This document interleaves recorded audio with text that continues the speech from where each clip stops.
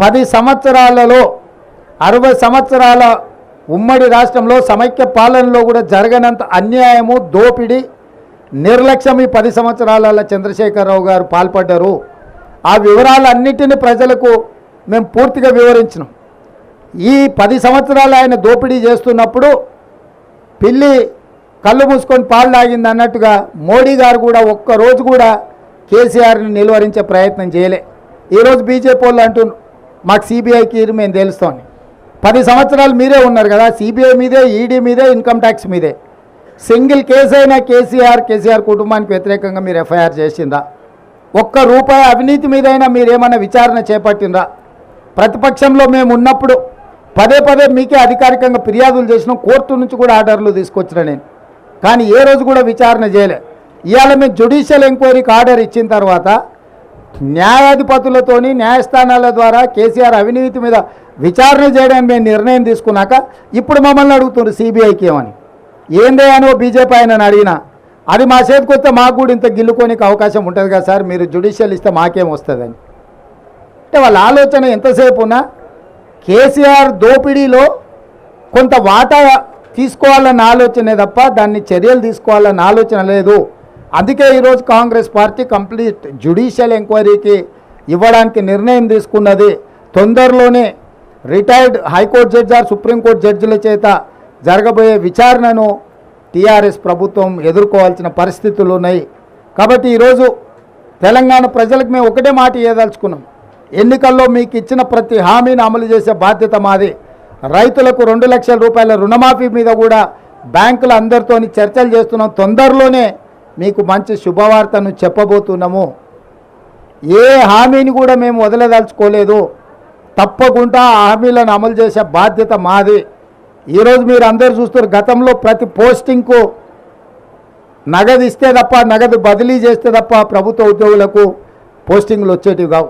ఇవాళ పారదర్శకంగా ఎవరైతే ప్రజలకు సేవలు అందిస్తారో వాళ్ళని గుర్తించి ఎక్కడ ఉన్నా కూడా సామాజిక న్యాయంతో పాటు అర్హులైన అధికారులకు అందరికీ పోస్టింగ్లు ఇచ్చినాం.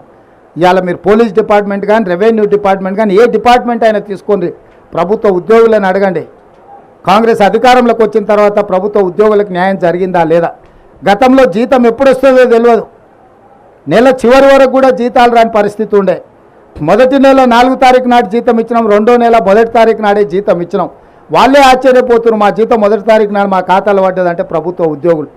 అంటే పరిపాలనను దారిలో పెట్టే ప్రయత్నం చేస్తున్నాము. ఇంకా చాలా చేయాల్సింది ఉంది. రాత్రి పగళ్ళు మేము కష్టపడుతున్నాము. మీరు చూడండి, ఇన్ని రోజుల్లో ఏ ఒక్క రోజైనా, ఒక్క గంట అయినా నేను కానీ మా మంత్రులు కానీ ఎక్కడైనా సెలవు తీసుకున్నామా?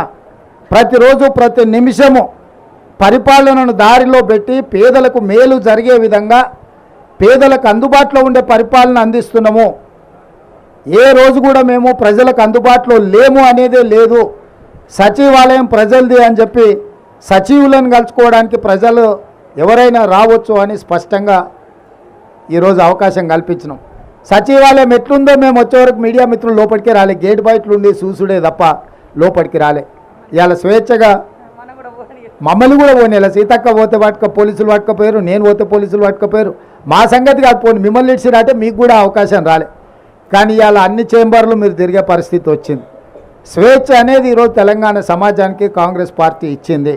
ఇక సంక్షేమం, అభివృద్ధి కార్యక్రమాలు నిరంతరం తప్పకుండా వాటి అన్నిటిని కూడా కొనసాగిస్తాము.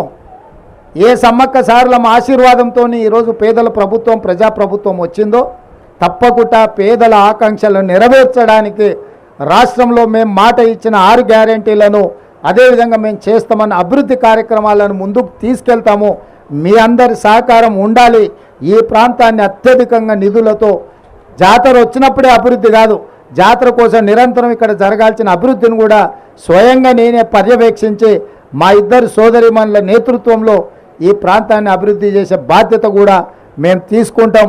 అదేవిధంగా మీకు కూడా 10 ఏళ్ళు మోసం జరిగింది మీడియా మిత్రులకు. మీ సమస్యలు కూడా తొందరలోనే ప్రెస్ అకాడమీ చైర్మన్ను తొందరలోనే నియమించబోతున్నాం.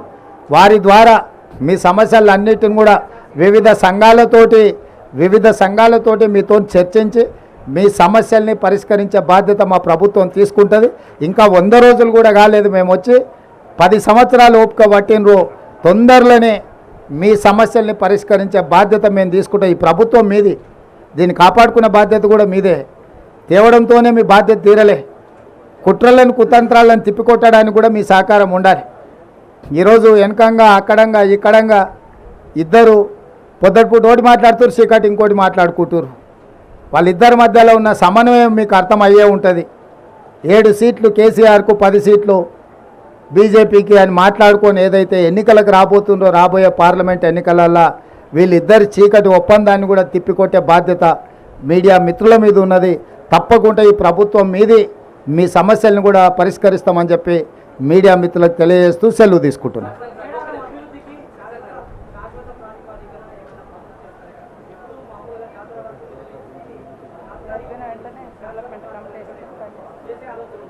తప్పకుండా జాతర అయిపోయిన తర్వాత డెవలప్మెంట్ కోసం మంత్రులతో ఒక కమిటీ వేసి శాశ్వతంగా ఇక్కడ ఏమేమి వసతులు కల్పించాలి, ప్రభుత్వం ఏం నిర్ణయాలు తీసుకోవాలో వాటన్నిటినీ ఆ కమిటీ సూచనల మేరకు ప్రభుత్వం నిధులు కేటాయించి అభివృద్ధి చేయడం జరుగుతుంది.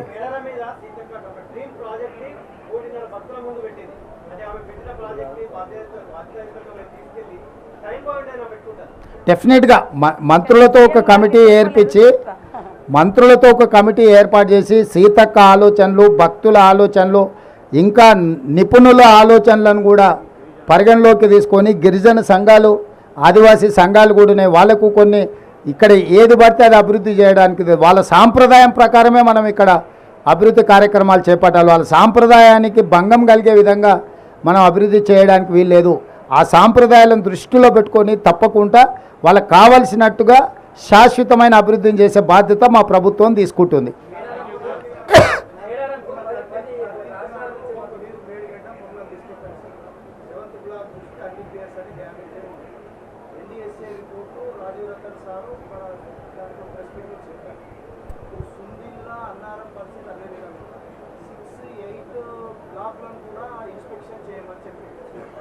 కాళేశ్వరం కథమైనట్లయిన ఒక భావన నాకు కలుగుతున్నది.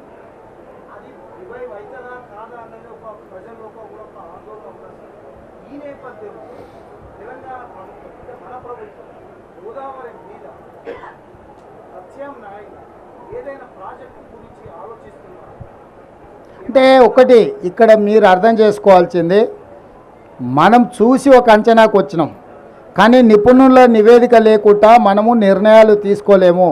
అందుకే స్పష్టంగా రాష్ట్ర ప్రభుత్వము నేషనల్ డ్యామ్ సేఫ్టీ అథారిటీకి మేము లెటర్ రాసినాం. అన్ని డ్యామ్లను మీరు పరిశీలించి